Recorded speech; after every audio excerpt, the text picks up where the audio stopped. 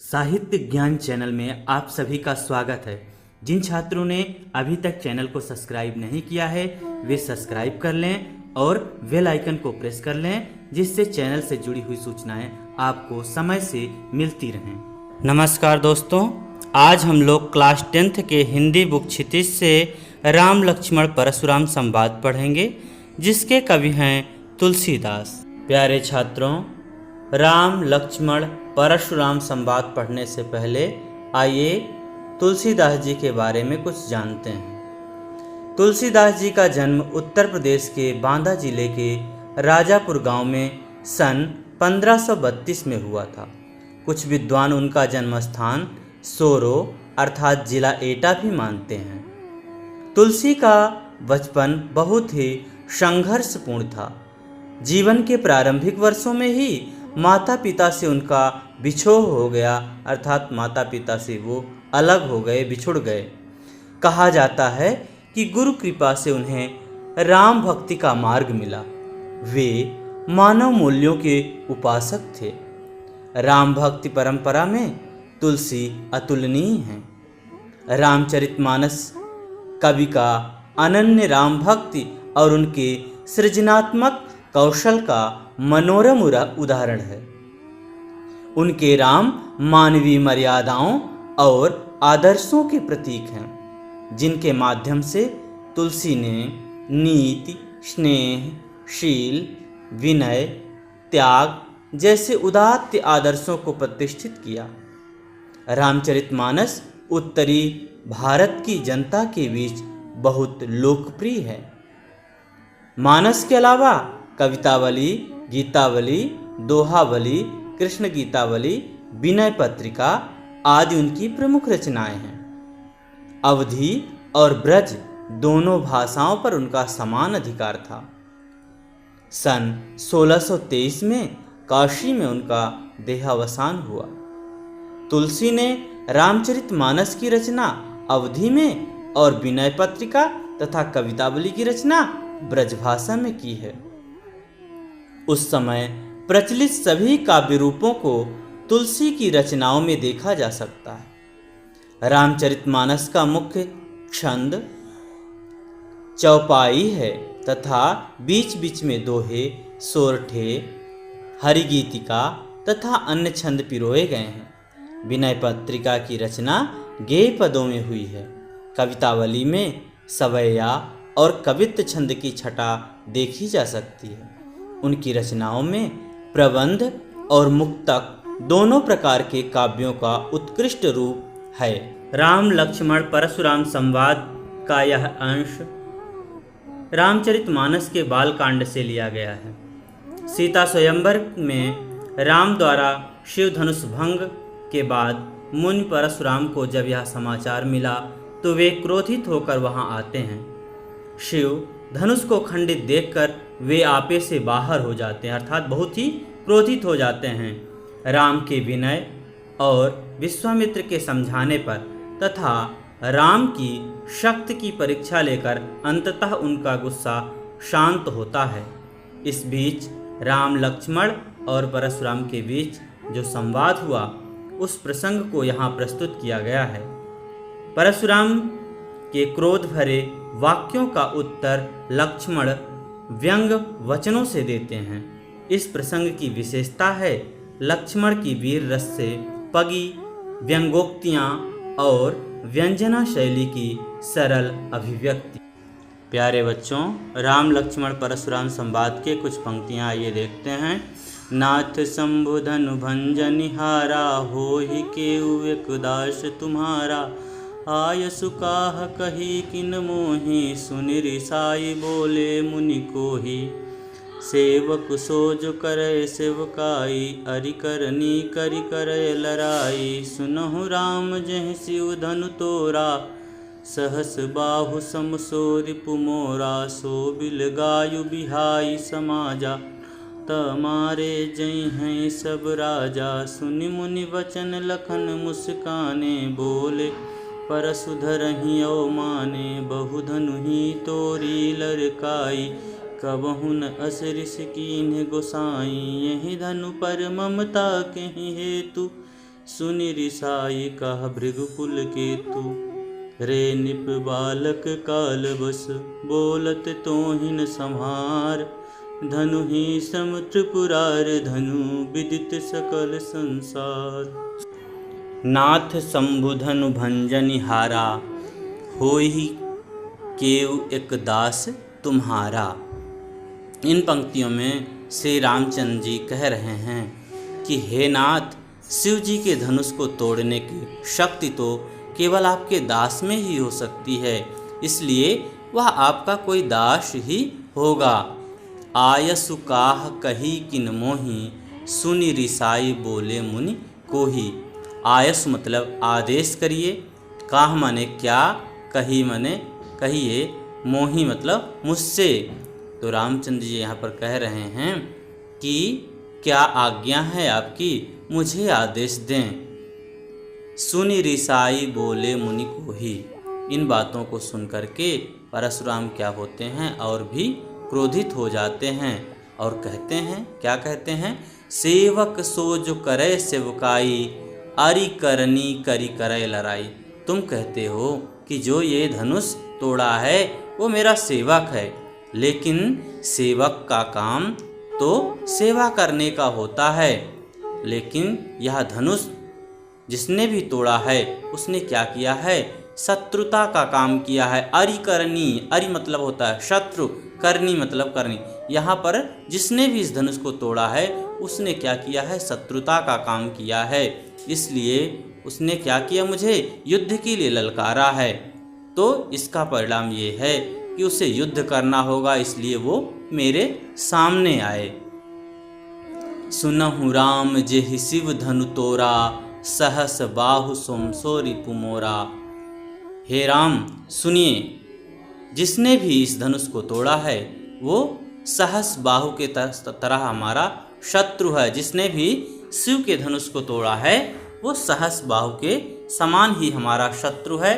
सहस बाहु यहाँ पर जो आ रहा है शब्द, ये परशुराम के शत्रु थे जिसे परशुराम ने मार डाला था युद्ध में। तो उसी के समान यहाँ पर शत्रु बता रहे हैं जिसने भी शिव के धनुष को तोड़ा है उसे। सो बिलगायु बिहारी समाजा, सो बिलगायु बिहारी समाजा नाता मारे जय हैं सब राजा। इसलिए उसे बिलगायु मतलब अलग, समाजा अर्थात यहाँ पर सीता के स्वयंवर से उसे अलग कर दीजिए। जो भी व्यक्ति धनुष को तोड़ा है उसे समाज से या सीता के स्वयंवर से एक तरफ करिए, क्योंकि वहाँ पर बहुत से राजा थे, इसलिए वो पहचान नहीं पा रहे थे किसने इस धनुष को तोड़ा है, इसलिए वो कह रहे हैं कि उसे अलग करिए। नहीं तो क्या कह रहे हैं कि ना तो मारे जय हैं सब राजा। अगर ऐसा आप लोग नहीं करेंगे तो जितने भी यहाँ पर राजा उपस्थित हैं सभी मारे जाएंगे। सुनि मुनि बचन लखन मुस्काने बोले परसु धरहि अवमाने। इन बातों को सुन करके लखन क्या करते हैं, हंसने लगते हैं, मुस्कुराने लगते हैं और बोले परसु धरहि अपमाने। और क्या करते हैं वे, परशुराम पर कटाक्ष करते हुए, उनकी अवमानना करते हुए, व्यंग करते हुए बोलते हैं। क्या बोलते हैं, बहुधनु ही तोरी लड़काई कबहु न अस ऋषि कीन्ह गोसाई। मैंने तो बहुत बचपन में धनुष तोड़ा, लेकिन कबहु न अस ऋषि कीन्ह, ऋषि मतलब होता है क्रोध, लेकिन आपने कभी भी मुनिवर इस तरह का क्रोध नहीं किया। आप तो इसके पहले कभी इस प्रकार से क्रोध करने नहीं आए, जबकि मैंने बहुत सी धनुष तोड़ डाली। यही धनु पर ममता के ही हेतु, यही धनु मतलब धनुष, धनुष ममता मतलब प्यार। इस धनुष पर ही आपको इतना प्यार क्यों आ रहा है। सुनि रिसाई कहा भृगकुल केतु। इन बातों को सुन करके भृगकुल केतु मतलब यहाँ पर परशुराम के लिए कहा गया, क्योंकि ये भृगु के पुत्र थे, भृगुकुल के थे, इसलिए कह रहे हैं कि इन बातों को सुन करके क्या होता है, परशुराम और भी क्रोधित हो जाते हैं। रिसाई मतलब क्रोधित होना, गुस्सा होना, और भी गुस्सा हो जाते हैं और कहते क्या हैं, रे नृप बालक काल बस बोलत तोहि न संहार धरुहि समुद्रपुरार धनु विदित सकल संसार। परशुराम जी कहते हैं, रे नृप मतलब होता है रे नृप बालक, नृप बालक मतलब राजा के पुत्र, हे राजा के पुत्र, काल वश, तुम इस समय काल के वश में है, अर्थात मृत्यु तुम्हारे निकट है, तुम्हारी मृत्यु पास में आ गई है, अर्थात कि तुम अभी मृत्यु के करीब हो, इसीलिए तुम्हें समझ में नहीं आ रहा है कि तुम क्या बोल रहे हो क्या नहीं बोल रहे हो। ठीक। धनु ही सम त्रिपुरार धनु, विदित सकल संसार, क्या तुम्हें बचपन में तोड़े गए धनुष एवं, धनु ही मतलब छोटी छोटी धनुषें जो बचपन में तुम खेला करते थे, और त्रिपुरार धनु, त्रिपुरार धनु मतलब शिव के धनुष, दोनों धनुष में तुम्हें अंतर नहीं समझ में आता। तुम बचपन में जिन धनुषों को तोड़े और शिव जी के धनुष में तुम्हें अंतर नहीं दिखाई देता, जो तुम उस धनुष के साथ इस धनुष की तुलना कर रहे हो। आगे देखिए बच्चों, लखन कहा हसी हमरे जाना, सुनहु देव सब धनुष समाना, काछति लागु जून धनु तोरे, देखा राम नयन के भोरे, छुअत टूट रघुपति हूँ न दोषु, मुनि बिनु काज करिय कत रोषु, बोले चितय परसु कियो रे, सट सेन सुनहु सुभाउ न मोरा, बालक बोली बधौ नहीं तोहि, केवल मुनि जड़ जानहि मोहि, बाल ब्रह्मचारी यति कोहि, विश्व विदित क्षत्रि कुल द्रोही, भुजबल भूप बिनु कीन्हि, विपुल बार महि देवन दीन्हि, सहस बाहु छेद निहारा, परसु बिलोक महीप कुमारा, मातु पितहु जनि सोच बस, करसि महीष किशोर, गर्भन के अर्भक दहन, परशु मोर यति घोर, लखन कहा हंसी हमरे जाना, सुनहु देव सब धनुष समाना। परशुराम की बातों को सुनने के बाद लक्ष्मण मुस्कुराते हुए व्यंग्यपूर्वक उन्होंने कहा कि हमें तो सारे धनुष एक ही समान दिखाई देते हैं, हमें कोई अंतर नहीं समझ में आता। काछति लागु जीन धनु तोरे, जून धनु तोरे, देखा राम नयन के भोरे। कौन का क्षति मतलब क्या, क्षति मतलब हानि, लाभ मतलब लाभ, जून मतलब जीर्ण पुरानी, धनु मतलब धनु, तोरे मतलब तोड़ने से। क्या हानि हुई या क्या लाभ हुआ इस पुरानी धनुष को तोड़ देने से? इस पुराने धनुष को तोड़ देने से क्या हानि या क्या लाभ हो गए? देखा राम नयन के भोरे, राम ने तो इसे नया समझ करके, नए के भोरे मतलब होता है भ्रम में, अर्थात उन्होंने तो भ्रम में, इस भ्रम में थे कि ये नया है, इस भ्रम से ही उन्होंने इसे छुआ था। छुअत टूट रघुपति ना दोषी, मुनि विनु काज करी कत रोसु।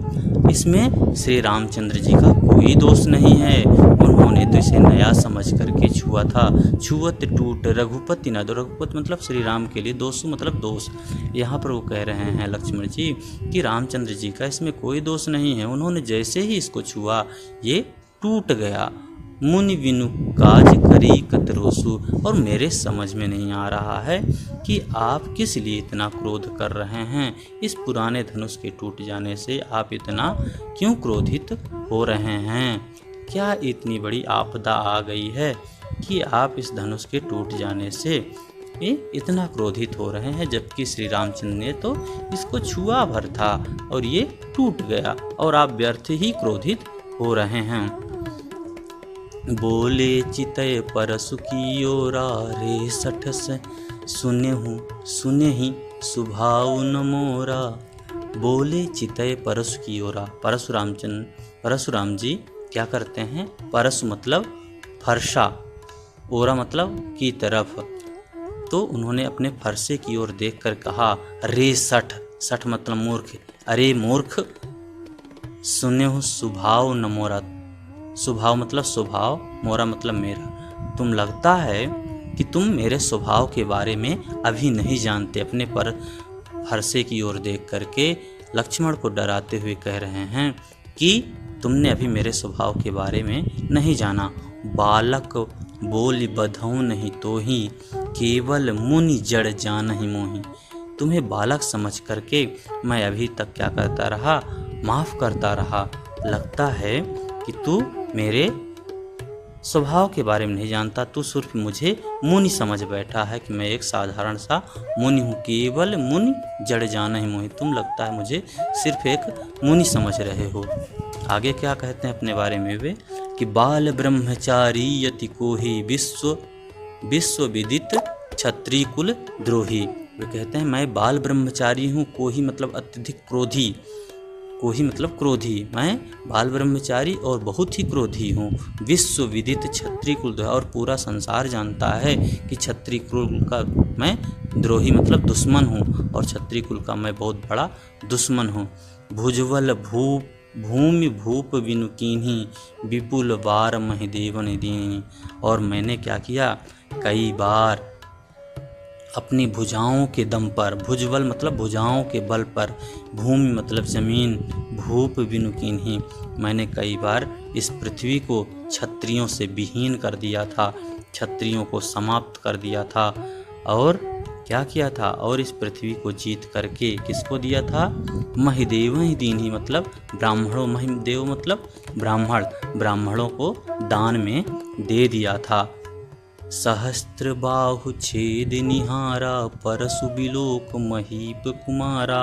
मेरे फरसे को सहस्त्र बाहु छेद, सहस्त्र बाहु भुज छेद निहारा था, सहस्त्र बाहु की भुजाओं को काटने वाले इस परशु मतलब फरसे को, बिलोक मतलब देखो, महीप कुमार हे राजा के पुत्र, तुम क्या करो, इस फरसे को देखो जिसने सहस्त्र बाहु का संहार किया, उसकी भुजाओं को जिसने काट डाला था, जिससे मैंने काटा था जिसको, इसी फरसे से मैंने उसे मारा था। इसलिए तुम भी मुझसे डरो, इस फरसे को देखो।